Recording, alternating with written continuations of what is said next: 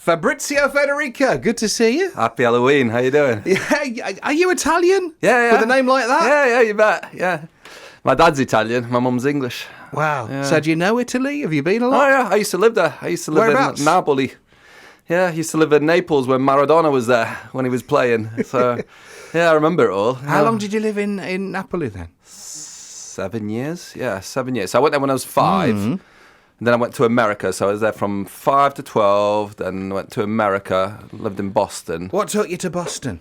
Oh, my dad, his job, he worked for the mafia, Nah, just kidding. He worked for the marble industry, so we just travelled around. Marble industry. Yeah, so we travelled around a lot. But no, Italy's great, yeah, especially when you're a kid. It's like the Wild West. Yeah, it's like, we lived in like the countryside, and we could just go wherever we wanted, go in the mountains. They're very big on guns over there, hunting. So we'd have these rifles running around, shooting. What, shooting at stuff? Hunting, yeah. 10 years old? Yeah. Oh, yeah, mate. They got like Rambo knives and everything when you're I bet you fit right in when you went to America then.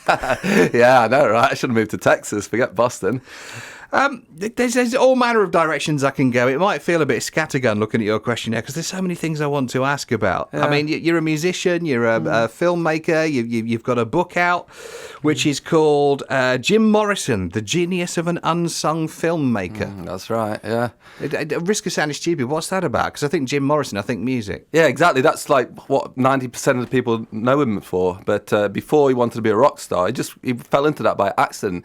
He was studying cinema at UCLA in LA, and that's how he met the other band member, Ray Manzarek. And, they got together there. I think he flunked out of film school. He made a film that was so out there, it got him like... Plan B out. Worked out all right for him, didn't it? Yeah, exactly, luckily. But no, he wanted to be a filmmaker, and during the Doors' career, he was still making films. And there's a film that's still unreleased now. His family won't release it, even though it's brilliant. It's an underground film. And a documentary came out called When You're Strange. And there's all these clips of a guy with a beard in the desert. And a lot of the producers were like, who's this guy walking around the desert with a beard? They thought he was an actor who was pretending to be Jim Morrison. It's actually Jim Morrison in the film, and there's only little snippets of it. And he made it? Yeah, he made it in the desert. Made it in like a week, just him and his mates. Drove out to the desert. So about hitchhiker, just goes out there. So it's a very simple film to make. Yeah. Very ahead of his time, the way he made movies, actually. I used to make films on my phone, or children's camera. You can make a film easily these days. It is easy now, isn't it? Yeah, On the face. I mean, it's not. It's not easy to have the skills. It's not easy to have the story to tell. It's not easy to put it together perfectly. But you've got the tools there, right? Oh yeah, it's the money. You don't need like £1 million to go out and make a movie. You can make a couple of thousand just filming it. What sort of films have you made? Oh God, I've made ones where I made one as a homage to him where I went in the desert, and I was just telling one of your producer friends, I made it out in the desert in Spain, and the idea was to go out there and have somewhere to stay. And we were looking at all these hotels, and it's going to cost a fortune to stay out there. And then we found this agricultural project, and like £50 for a week to stay out there. I'm like, all right, we're in there. So stayed there for a week, and it just kept getting stranger and stranger, and they were showing us all these propaganda videos the whole time, and it's like, oh, you have to do a bit of farming in the morning. So we did like 4 hours farming in the morning. You had to get up at like 5 a.m. I'm like, it's turned into like a bit of a work camp here. What's like going on? And we kept hearing all this like propaganda. Turns out it was a bloody cut, wasn't it? And I was telling the producers, they weren't going to let me leave.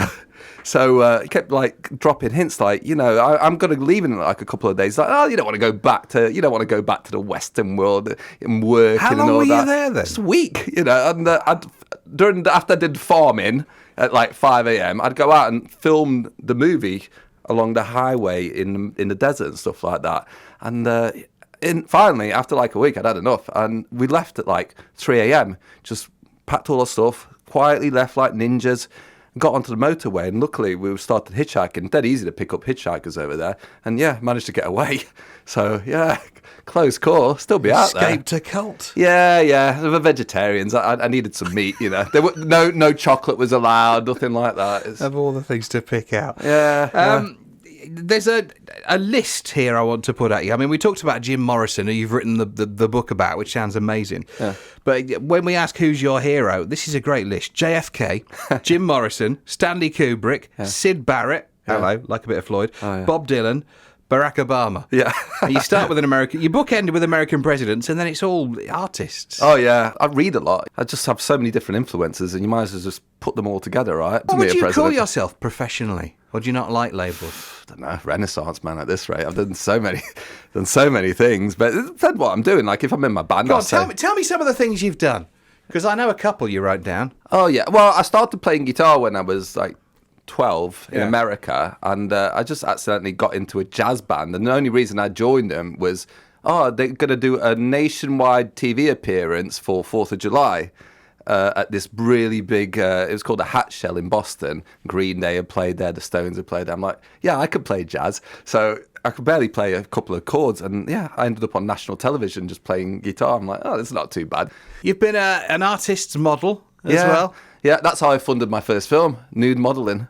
Yeah, for universities. So how many times did you do that? Oh, thousands, mate. Really? Thousands, yeah. It's good money. Yeah, just laying there. Well, I'm not surprised. Yeah, and I was in my 20s then, so I used to get all these, divorcees hiring me to, just pose nude, and they'd do statues of me and there's literally thousands of portraits of me nude out there, probably on eBay and stuff like that these days. But, yeah, it's quite fun, and you just chat to them the whole time.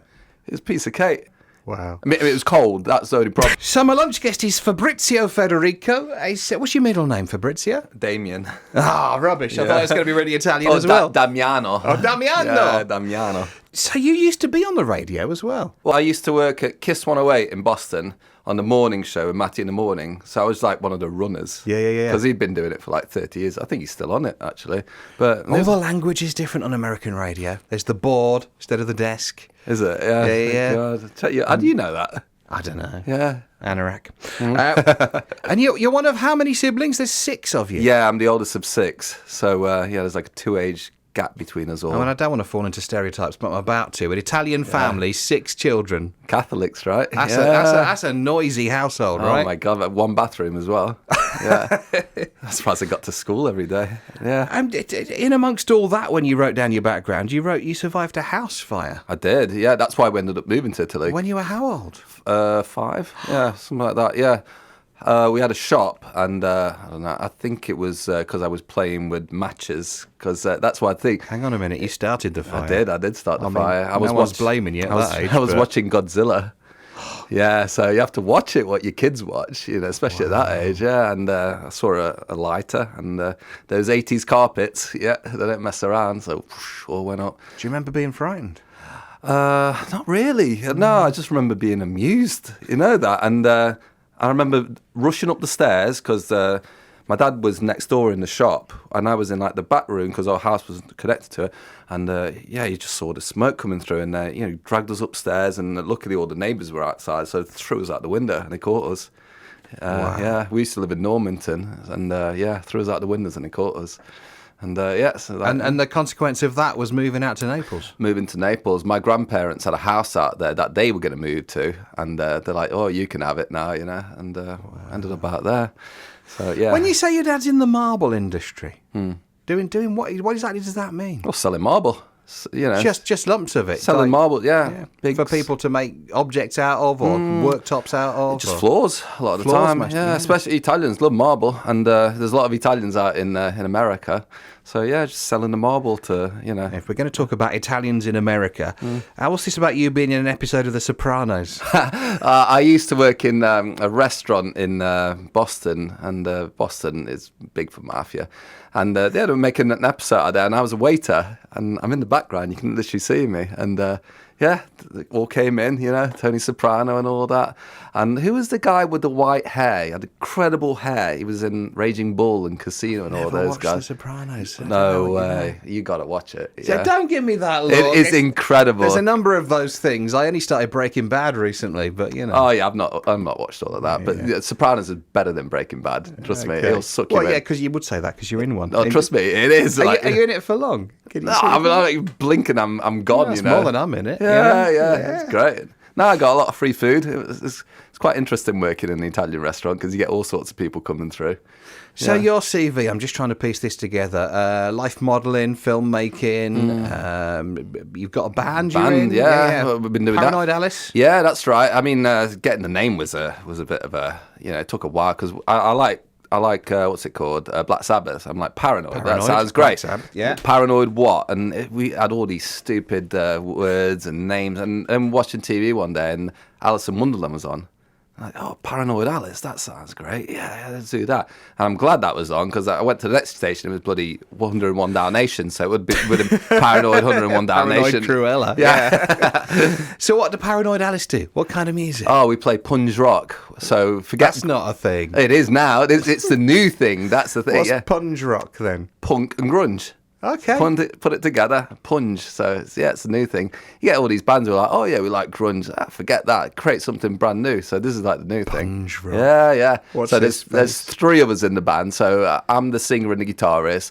Matt's the drummer, and Ryan's the bass player. So yeah. Where have you played? All over the place. So we've been playing Nottingham quite a lot, Chameleon. We've got a big festival that we're going to do on the 29th of January at the Chapel, which is a great venue. I don't know if you've ever been there, but they've got an incredible light show. The stage is great. So we've got a festival there that's going to happen in January. So we're gearing up for that. And we've got one album called Mental Illness for the Masses. And we're going to start recording a new one, I don't know, maybe around Christmas time, hopefully. What else is on the CV? DJ for the Chippendales. Yeah, I used to do that. Come on. I did. When I was 18, I used to do that. I'm starting to wonder how much of this you're making up just honestly. because you're bored. How could you make that up? You know. But yeah, we used to travel around DJing. How did you get that gig?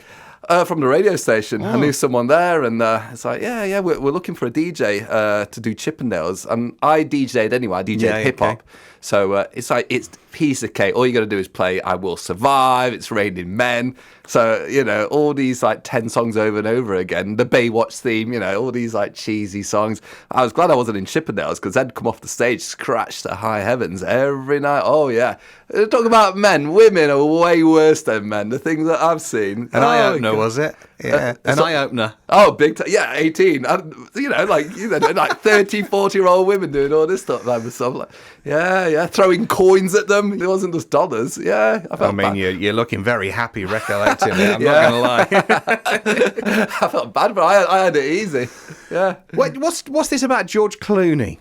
What about him? You said one of your biggest regrets was not selling one of your art pieces to George Clooney. Yeah, well, I do art as well. At one point, there was this rumour going. At one point, there was this rumour going around that I was Bansky. Yeah, honestly, because I was in Bristol for a little while, and I got a photo taken of me near one of his things, and they're like, "That's him right there, isn't it?" So but see, I'd have been tempted to really milk that. Just start just leaking out a few more suggestions. Yeah, definitely. I am Banksy. I mean, maybe you are. Well, you'll never know, right? Yeah. But you do artwork. Yeah. I had the opportunity of selling it to him, but I don't know. I just didn't want to sell it to him. He wasn't giving me enough money, for starters. So what we're saying here is George Clooney wanted to buy your art. He's cheap. He's not. He's cheap. You want to know how much I was selling it for as well? I'm not actually that bothered. I'm just struck by the fact that George Clooney was interested in owning your art, and you said no. I wanted 10 grand for it. You wouldn't give me... George Clooney would not give me 10 grand. What did he offer? 3 grand he was offering me. I was like, come on. Did you sell it in the end to someone? I sold it to someone else. For how much? I gave it to him. Yeah, I liked them, so I just gave it to him. It was the guy who got me into my first film festival, so I gave it to him as a thank you. But he could afford 10 grand. Come on. So you've written a book, you do art, you've got the band. Yeah. I mean, what is there one thing that you would most like to take up more of your time, or are you happy that you've got all sorts of things to pursue? Yeah. I want to go to the moon next. That's what I want to do. I want to be an astronaut. Yeah. Genuinely? Yeah, I'd love to go to the moon. I'd love to go to space. You and me both. But yeah, mate. Yeah, you'd be my +1. Yeah, it's not going to happen. I'm not the age or the fitness level. You might still scrape in. You never know. I don't know. I can't be bothered going to the gym. But genuinely, I mean, would you like to make it with the band, or would you? Oh yeah, the band would be great. You want to carry on making films, write more books? Yeah, I've given up filmmaking. I'm concentrating on music and books at the moment. But you never know. Do some music videos, can you? Well, yeah, exactly. It comes in dead handy. You can do all sorts with films. You know, I mean, yeah, I'd like the band to get really going at the moment, and it's been going really good. We got some gigs in London as well, so who knows? I got some contacts with EMI, so you never know. Punch Rock is the next new thing. Punch Rock. Yeah. And the book, Jim Morrison, The Genius of an Unsung Filmmaker. How's that doing? Yeah, well, I encourage everybody to write a book. It's so easy these days. You just put it on Amazon. That's what I'm doing internationally on Amazon. This is what I've spoken to people who've written novels and things, and you can do the deal now, can't you? Where like they make one if you sell it, basically. So it's not even that. You literally just send them, finish the book, write it all up, do the cover. Put it on Amazon. I've got my. Don't they take all the money for it? Well, they take about 60%, but they're doing all the work. They're doing all the work, though. You know, they're mailing Apart it. from writing the thing, creating it. Yeah, but they're printing it though. That's the thing. I can't be asked going to the post office every day sending books out and stuff like that. They could do it, but you know, you sell 1 million. That's not too bad. 30% of that. What's the dream apart from going to the moon? Oh God, I don't know. Let's see. Yeah, that's literally the last thing I've been thinking about is going to the moon. But yeah, I don't know, massive #1 hit. How about that?